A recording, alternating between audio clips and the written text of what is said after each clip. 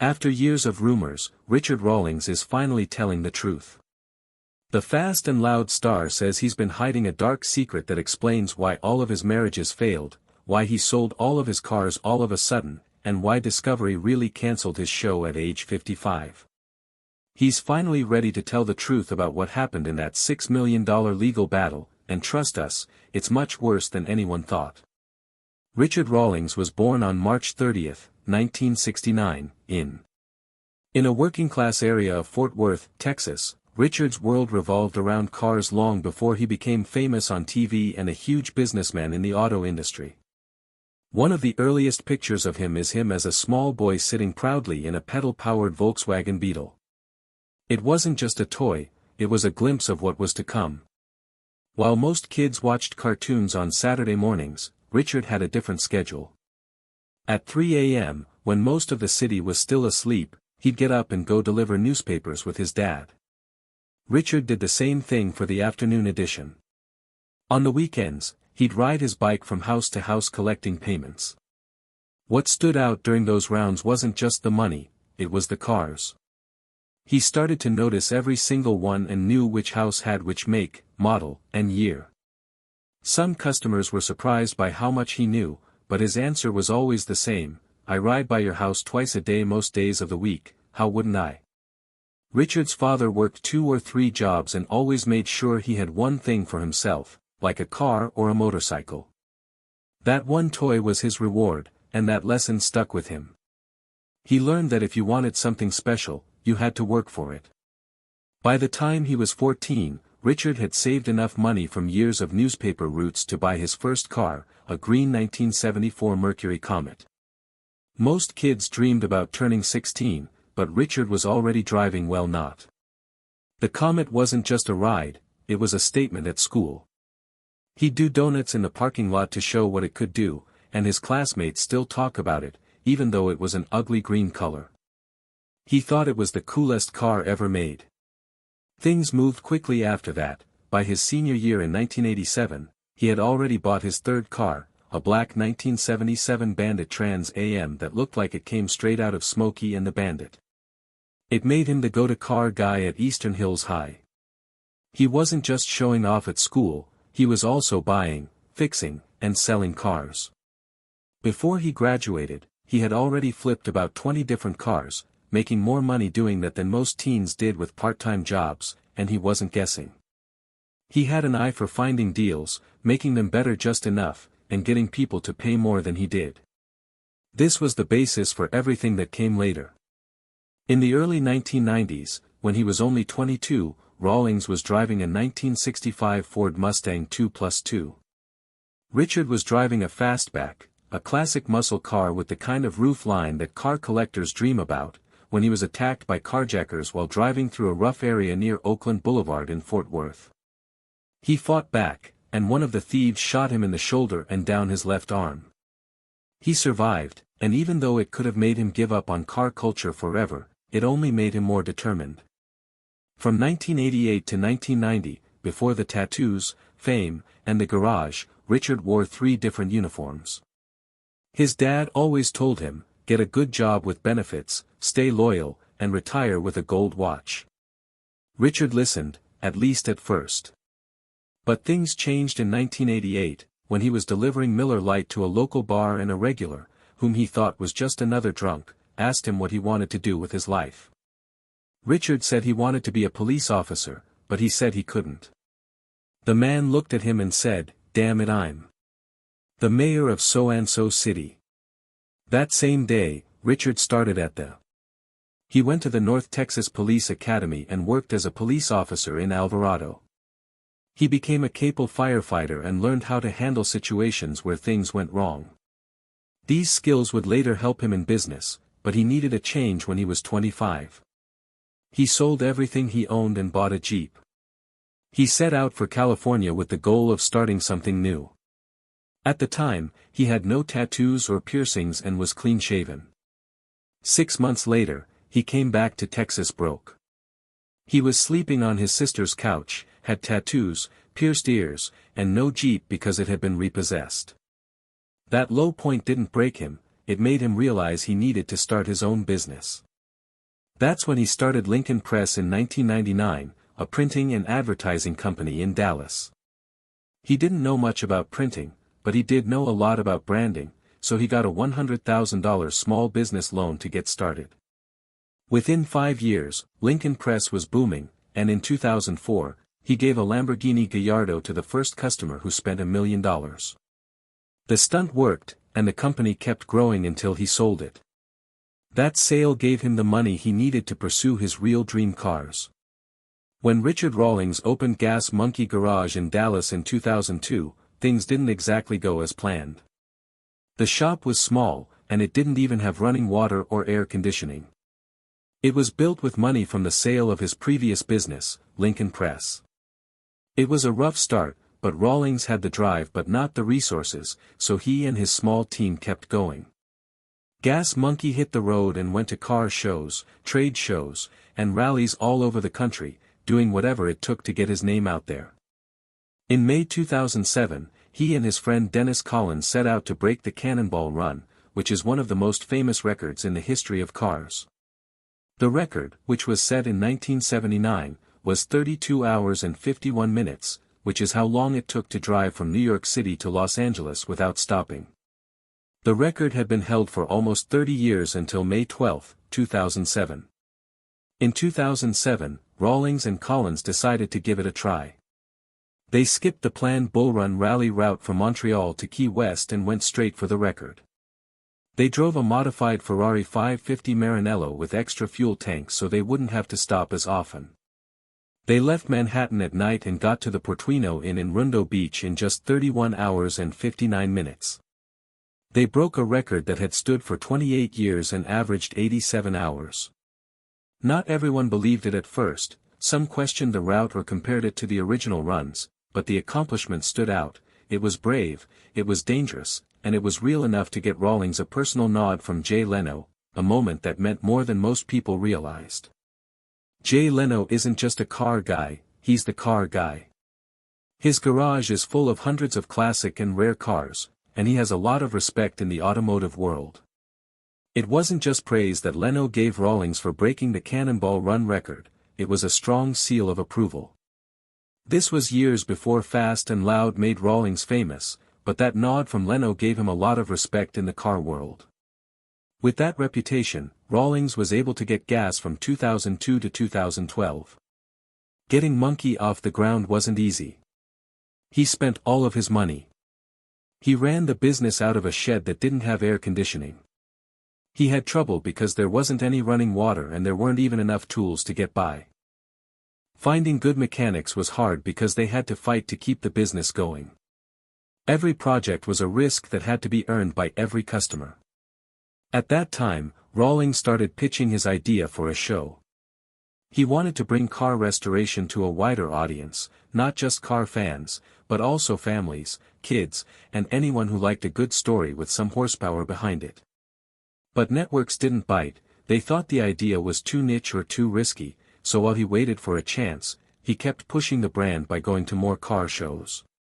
It took a while, but it built something strong. By the time Discovery finally said yes in 2012, the name Gas Monkey was already well known in the car community. When Fast and Loud premiered on June 6, 2012, no one knew it would turn a Dallas garage into a global brand. Richard Rawlings was at the center of it all. Before the cameras came out, he was just a guy running Gas Monkey Garage. After the show took off, he became a face known in over 200 countries. The show wasn't just a hit in the US. Translated into 13 languages, which made Rawlings a major player in the entertainment world almost overnight. The idea behind the show was simple but powerful. Rawlings and his team looked for forgotten classic cars, most of which were broken or barely running. They brought the cars back to life, polished them up, and then sold them for a profit. But what made Fast and Loud stand out was its tone. Other shows leaned toward heavy drama or niche audiences, but Rawlings said that both kids and grandparents could enjoy it. He didn't want to make just another car show, he wanted it to be fun and fast-paced, and he wanted everyone to feel welcome watching it. His plan worked, viewers got hooked on the cars, the builds, and the energy, but the real turning point came when Rawlings used his success to go beyond TV. He opened Gas Monkey restaurants, clothing lines, energy drinks, tequila vodka, and more. The garage was still there, but it was now the base for something much bigger. By 2020, Rawlings had. The show ended on June 8, 2020, after 16 seasons and 155 episodes, but the empire was stronger than ever. The show's success was due to what Rawlings called his cash money formula. He would travel across the country looking for classic cars that were in bad shape and then use tough negotiations and quick cash to close deals quickly. Sometimes he would bring thousands of dollars with him just to get a seller to say yes on the spot. He once said, "You can always buy a $10,000 car. If you have $5,000 to spare, I'll buy any car." That line wasn't just good for TV, it was his real-life strategy, and it worked. One of the best examples of the formula in action was a Dodge Challenger that Rawlings bought for just over $40,000. The team spent $77,000 restoring it and adding unique upgrades and features. When the car was sold, it went for $150,000, a profit of $73,000. It wasn't just luck, it was the result of good judgment, smart spending, and a deep understanding of what buyers wanted. Also, what made Fast and Loud unique was Rawlings's willingness to take risks. He often bought rusty, frame-damaged cars that looked like they had been ignored for decades. Even his own team sometimes questioned his choices, but Rawlings could see potential that others missed. For example, he bought a supercar for $400,000, even though it had major mechanical problems from a failure with the previous owner. Gas Monkey Garage fixed it up, and after the rebuild, the car sold for a huge profit. The show became known for its high-stakes gambles. The rusty cars weren't just about money, they added drama and depth to the show. Each car had a story, and each restoration had problems that had to be solved. Viewers could see how much time, money, and effort went into the changes. Some builds didn't go as planned, and some took longer than expected. Not every car made a profit, but that was part of the appeal. It showed the risk behind the reward and gave people a real look at the business side of car restoration over time. It ran from June 2012 to June 2020, which is 8 years of builds, flips, and crazy road trips. By season 4, the show had found its groove. That season added tight deadlines, unexpected problems, and last-minute repairs that made things more exciting. Viewers never knew if the team would finish a car on time or if the deal would fall through. This mix of pressure and payoff kept people watching. But in 2020, Rawlings made a big decision on the Joe Rogan Experience. He said that he was leaving the show. He ended his contract with Discovery because he wanted more creative freedom and didn't want to be limited by contracts that said what he could do next. Leaving the network was risky, but it also opened up new opportunities. Since then, Rawlings has continued to build his brand through YouTube, new media projects, and the continued success of Gas Monkey Garage. Richard Rawlings was already well known in the automotive world, but in 2013 he decided to take his brand beyond cars and engines. He opened the first Gas Monkey Bar and Grill in Northwest Dallas in September. It was built on the site of the old Firewater Bar and Grill and was 19,000 square feet. It wasn't just a restaurant, it was also a music venue, a bar, and an attitude. The venue could hold up to 1,200 people, and Rawlings made sure to hire people with real experience to run it. As general manager, he hired Alex Mendanza, who had run the House of Blues in Las Vegas, and David Hollister was hired to shape the food. The American rock band Old 97s played the first live show there 2 days before the official opening. The place had style and energy from the start. By March 2014, Rawlings was ready to go bigger. He opened a second Gas Monkey Bar and Grill, this time in Terminal D at Dallas-Fort Worth International Airport. It was a smart move because people going through one of the busiest airports in the country could now get food, listen to music, and try the Gas Monkey brand. Rawlings even talked about wanting a third location outside of the Dallas-Fort Worth area. He wasn't just trying something new, he was building something. The bar and grill became more than just a restaurant, it became a place where people from all walks of life, including those interested in cars, music, and nightlife could meet. Later that same year, in October 2014, Rawlings took things to the next level by opening Gas Monkey Live, which was 38,000 square feet and could hold 3,000 people before Rawlings took it over. The venue used to be Toby Keith's I Love This Bar and Grill, but he turned it into a full-scale concert hall designed for big shows and big crowds. On the first night, punk rock legend Social Distortion played, and from then on, it started attracting big acts and high-profile events. One of the most talked about events was when the Mudvayne crew played a free concert there as part of their All Bad Things Must End tour in November 2014. The event was called Dodge Rocks Gas Monkey, and only Dodge owners were allowed to attend. The event wasn't just a concert, it was also a show for Dodge's newest models, like the Charger SRT Hellcat and the Challenger SRT Hellcat. The whole night was a mix of speed, sound, and spectacle. Gas Monkey Live also hosted private events, VIP parties, and corporate functions. It had green rooms and flexible spaces that made it easy to use for more than just music.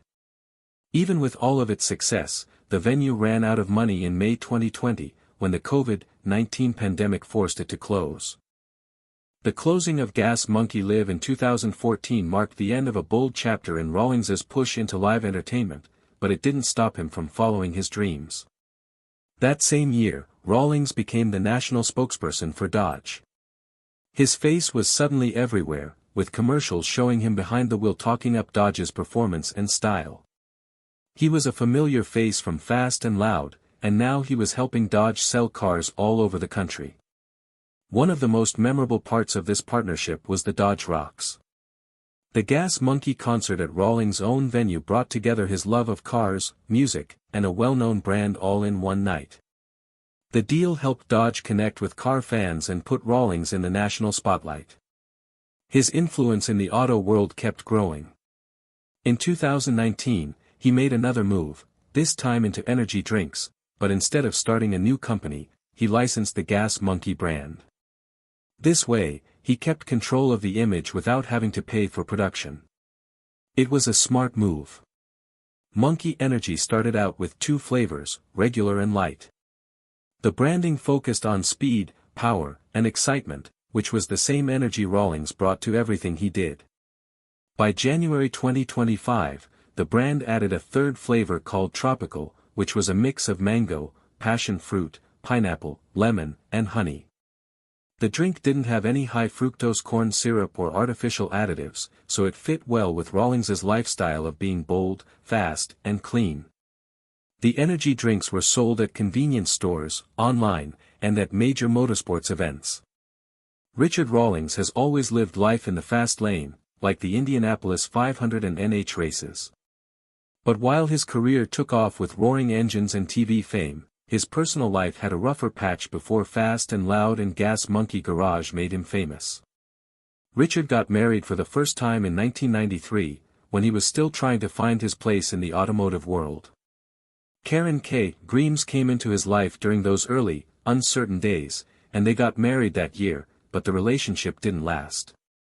In 1994, they got divorced after being married for less than a year. Rawlings wasn't famous or in the spotlight, he was just a young man chasing his dream. Not much is known about Karen, she stayed out of the public eye and their short time together was never in the news.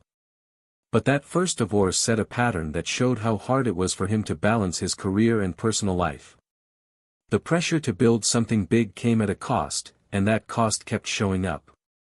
In 1999, he tried again, this time with Suzanne Marie Merrill. They got married in Las Vegas at the same time that Rawlings was making progress with Gas Monkey Garage. Things were starting to work out professionally, but personally, things were still tough because his business was growing quickly and he was traveling a lot. After 10 years, the relationship reached a breaking point, and they divorced in 2009. For most people, that would have been the end of it, but Richard and Suzanne had a complicated relationship in 2015, 6 years after they broke up. They got back together in Cabo San Lucas, Mexico, and decided to give marriage another chance. It seemed like a good idea, a second chance after years of growing and changing, but it didn't last. In March 2019, Rawlings told the world on Twitter that he and Suzanne were splitting up. The message was direct and unusual. He said that news outlets like TMZ were already reporting on it, so he wanted to be the one to tell his fans. He also said that the decision was mutual and that he and Suzanne still cared about each other. They were in a relationship for more than 20 years, but after a quick second divorce, Suzanne got a financial settlement. Rawlings paid her $300,000 in 2 parts, and she kept her Mercedes SL 450 Roadster. Despite everything, Richard spoke positively about their time together, saying that they had shared something real, even if it didn't last. 2 marriages, 2 divorces, with the same person both times, it showed how hard it was for him to balance his personal and professional life. Katerina Dai's son made headlines because she was married to Darwin Dai's son, a Texas billionaire who sold his company's computer services to Xerox for $6 billion. Katerina had spent years living a life full of private jets, super yachts like Apogee, and unimaginable wealth, but in 2019 her life changed. She started dating Richard soon after he broke up with Suzanne, and on August 17, 2019, he proposed at the Tulum Resort in Mexico, filling the beach with roses, petals, and wrote on social media that he had found his true love. They got married on June 28, 2020, in Key West, Florida. The ceremony was small because COVID-19 had forced them to cancel the big wedding they had planned in Greece, but it was still a meaningful moment.